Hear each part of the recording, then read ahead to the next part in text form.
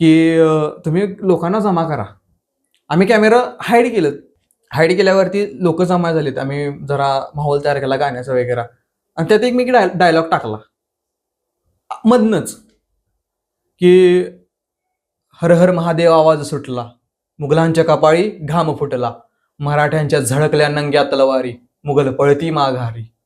महाराज, अजून तुम्ही 10 वर्ष जगला असता तर मुघलांनी देखील कपाळी भगवाच लावला असता. हा ज्यावेळी आवाज टाकला मी, त्यानंतर आम्ही बिल्ड असं गेलं की डायरेक्ट मागणी मावळा येते. ओके.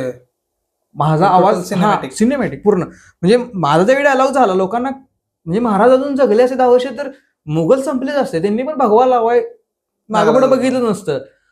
मग त्यावेळी मावळा ते मागणारी म्हणते की ऐका हो ऐका, छत्रपती शिवाजी महाराज शपथ घेतली, कुठे घेतली आणि का घेतली होती शपथ.